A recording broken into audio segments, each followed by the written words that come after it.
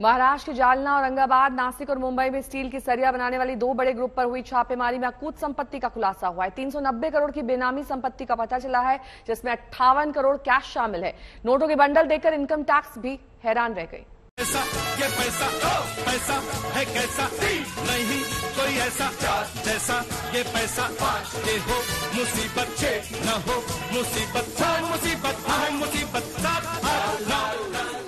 ये गाना नहीं, जिंदगी की हकीकत है।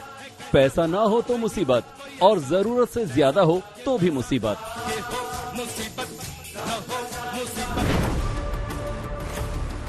1, 2, 3 नहीं, पूरे 58 करोड़ कैश। जहां देखो वहीं नोटों की गड्डियां, जैसे कागजों के बंडल रखे हों। यकीनन आपने भी इतना कैश एक साथ कभी नहीं देखा होगा। आम लोगों को काले कैश का ऐसा ढेर तभी दिखता है जब ईडी या इनकम टैक्स किसी कारोबारी या नेता के घर पर छापा मारे।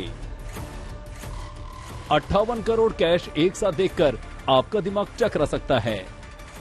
एक नजर में लग रहा है कि जैसे नोटों के ये बंडल किसी बैंक के स्ट्रांग रूम में रखे हों। महाराष्ट्र के जालना में इनकम टैक्स के छापे में मिली अकूत संपत्ति का सच जानेंगे तो आपके पैरों तले जमीन खिसक जाएगी। नोटों की गिनती मशीनों से हो रही है, फिर भी कई लोगों की टीम नोटों की गिनती में लगी है। कोई नोटों को गिनता जा रहा है तो कोई काउंटिंग के बाद उन्हें बंडल बना रहा है और फिर इन्हें सजा सजा कर रखा जा रहा है। ये नोट एक रियल एस्टेट डेवलपर, स्टील और कपड़ा कारोबारी के ठिकानों से मिले हैं। आयकर विभाग को खबर मिली थी कि जालना की 4 स्टील कंपनी के बही खाते में गड़बड़ी है। इसी की तफ्तीश आयकर विभाग ने शुरू की। कारोबारी के ठिकानों पर आयकर विभाग अधिकारी पूरे लाव लश्कर के साथ धमक पड़े, लेकिन जानकारी के मुताबिक बिजनेसमैन के घर से कुछ नहीं मिला। तब अधिकारियों ने उसके फार्म हाउस का रुख किया। असल खजाना वहां छिपाया गया था। अधिकारियों ने ये सारा कैश कारोबारी के उसी फार्म हाउस से जब्त किया और इन्हें लेकर जालना के एक बैंक पहुंचे।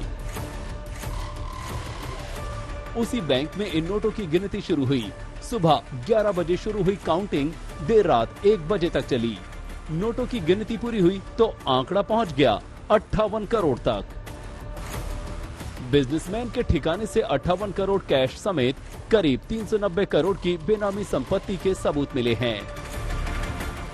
390 करोड़ की बेनामी संपत्ति में 58 करोड़ कैश, 32 किलो सोना, हीरे मोती की ज्वेलरी और करीब 300 करोड़ की बेनामी प्रॉपर्टी के कागजात मिले हैं।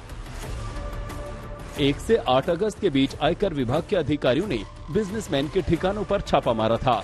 किसी को भनक न लगे, इसके लिए 260 अधिकारियों और कर्मचारियों वाली जांच टीम ने बेहद सावधानी बरती।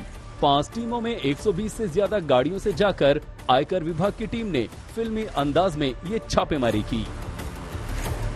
अब इस मामले में आरोपी कारोबारी के बही खातों की जांच और तेज हो गई है।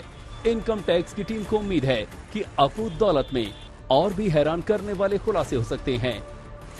दिल्ली से अरविंद ओझा के साथ पंकज खेलकर, पुणे, आज तक।